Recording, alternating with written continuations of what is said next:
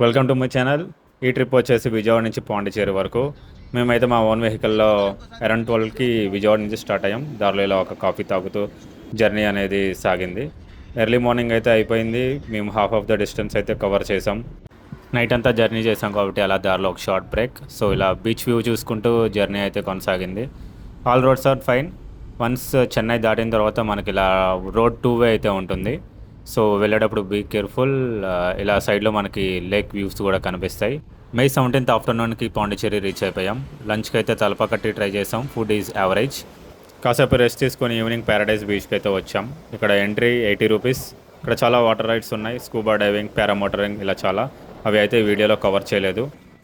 Light fail అవ్వగానే ఇక్కడ beach షాప్స్లో డీజే అయితే స్టార్ట్ అవుతుంది. ఇక్కడ మన తెలుగు సాంగ్స్ కూడా చాలా పెట్టారు. ఫుడ్ అండ్ డ్రింక్స్ కూడా ఇక్కడ అవైలబుల్ ఉన్నాయి. అక్కడ నుంచి ఫ్రెంచ్ కాలనీ అయితే వెళ్ళాం.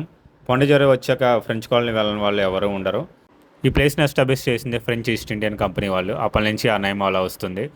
Every building here is beautifully painted. ఇది రాక్ బీచ్కి పక్కనే ఉంటుంది. ఇక్కడ డిన్నర్కి లోకల్ స్పెషల్ అయిన కొత్త పరోటా ట్రై చేసి రూమ్కి స్టార్ట్ అయిపోయాం. ఆన్ ది వేలో డ్రంక్ అండ్ డ్రైవ్ ఉంటాయి, బీ కేర్ఫుల్. ఇది మా స్టే. డీటెయిల్స్ అయితే డిస్క్రిప్షన్లో మెన్షన్ చేశాను. విత్ స్విమ్మింగ్ పూల్ ఉన్నదైతే మేము బుక్ చేసుకున్నాం.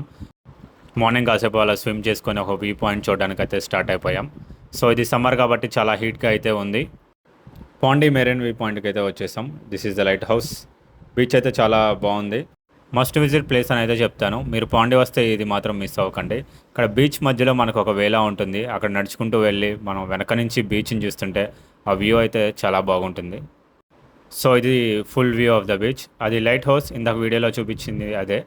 ఫిషింగ్ అయితే బోట్స్ లోపలికి వెళ్తున్నాయి. ఈ రాక్స్ మీద అలా కూర్చొని ఆ వేవ్స్ అలా వచ్చి మనల్ని తగులుతుంటే ఆ ఫీల్ అయితే చాలా బాగుంది. అలా కొన్ని క్లిక్స్ అయితే తీసుకున్నాం. ఈ వ్యూ అయితే నాకు చాలా బాగా నచ్చింది. సో మేము 1 డే ట్రిప్కి అయితే పాండీకి వచ్చాం. సో అక్కడి నుంచి మేము చెన్నై అయితే స్టార్ట్ అయిపోయాం. Bye bye to Pondy.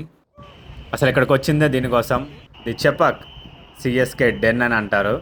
Every CSK ఫ్యాన్కి ఇది ఒక ఎమోషన్.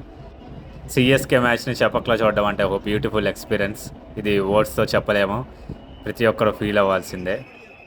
ఫస్ట్ బ్యాటింగ్ అయితే సిఎస్కే చేసింది. సో ఇలా బౌండరీస్ కొడుతున్నప్పుడు అయితే క్రౌడ్ నుంచి వచ్చిన రెస్పాన్స్ అయితే మామూలుగా లేదు. అది అయితే మాటల్లో చెప్పలేను. ఈ వీడియోలో చూడండి. అసలు ఎంత హ్యాపీగా ఉందంటే ఒక సిఎస్కే అభిమానిగా ఒక మ్యాచ్ ఇలా చూడడం అనేది చాలా హ్యాపీగా ఉంది. మాటల్లో అయితే చెప్పలేను. సో బ్రెవిస్ అయితే ఈ మ్యాచ్లో చాలా బాగా స్కోర్ చేశాడు. అండ్ ఇన్నింగ్స్ బ్రేక్లో అయితే ఫ్లడ్ లైట్స్ అన్నీ ఆఫ్ చేసి డీజే ప్లే చేశారు. ఫ్యాన్స్ అందరూ వాళ్ళ ఫ్లాష్ లైట్స్ ఆన్ చేశారు. చూడడానికి అయితే చాలా బాగుంది. ఇంకా బౌండరీస్ దగ్గర ఉండే స్క్రీన్ మీద ఇలా సింహం రన్ చేసినట్టు గ్రౌండ్ అంతా చూపించారు. ఫైనల్గా ఇది బిగ్ స్క్రీన్ మీద ఒక పెద్ద రోర్ అయితే ఇచ్చింది. ఇంకా అసలైన సింహం మన మహేంద్ర సింగ్ ధోని గ్రౌండ్లోకి అయితే ఎంట్రీ ఇచ్చాడు. ఇది ఇన్నింగ్స్ మధ్యలో ఒక చిన్న షూట్ టీం అంతా కలిసి. సో ధోనన్న ఇలా రాగానే గ్రౌండ్ అంతా అసలు మామూలుగా లేదు. జనాలందరూ అరుపులు, ఈలలు, అసలు ఆనందం అయితే చెప్పలేను. లైట్స్ ఆన్ చేయగానే ఆ ధోని అలా స్క్రీన్ మీద కనిపిస్తుంటే అసలు ఆ హ్యాపీనెస్ అయితే చెప్పుకోలేము. యాజ్ ఎ ధోని ఫ్యాన్గా మనం ప్రతి ఒక్కళ్ళు మనం ఇది ఫీల్ అవ్వగలం. సో షూట్ కోసం అలా కూర్చున్నారు టీం అంతా. సో సిఎస్కే హోమ్ గ్రౌండ్లో ఇది లాస్ట్ మ్యాచ్. సో అలా ఒక టీమ్ గ్రూప్ పిక్ అయితే తీసుకున్నారు.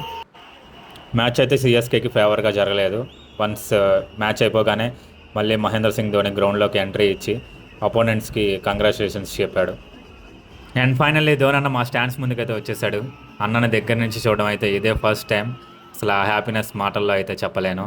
నా కళ్ళన్నీ అయితే ధోని మీదే ఉన్నాయి. ఇంకా ఎవరిని పట్టించుకోలేదు. అక్కడ ఉన్న కెమెరామ్యాన్స్ అందరికీ సెల్ఫీ అయితే ఇచ్చి ఫ్యాన్స్ అందరిని చూస్తూ అయితే గ్రౌండ్ అంతా నడిచాడు. తన ఐపీఎల్లో ఒక్క మ్యాచ్ ఆడకపోయినా కానీ ఫ్యాన్స్కి ఇలా కనిపిస్తే అదే హ్యాపీ.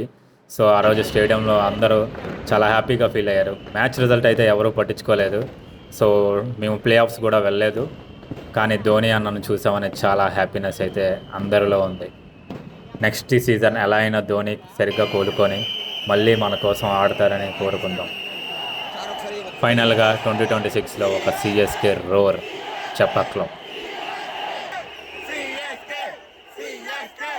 అంతా అయిపోయాక ఇలా కొన్ని క్లిక్స్ అయితే తిరిగి ఇంటికైతే స్టార్ట్ అయ్యాం.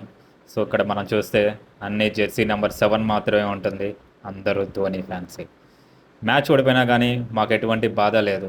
ఎందుకంటే మహేంద్ర సింగ్ ధోనిని చూసామనే ఆనందం. ఎంఎస్ ధోని ఎందుకు ఇష్టం, ఎంత ఇష్టం ఇంకెప్పుడు చెప్పను. ఎందుకంటే చెప్పేస్తే మా అన్న మీద ఉన్న ప్రేమ మాటల్లో బయటికి వెళ్ళిపోతుంది. ఆ ఎమోషన్ ఎప్పటికీ నాతోనే ఉండాలి. ధోనికి ప్రేమతో ఒక అభిమాని.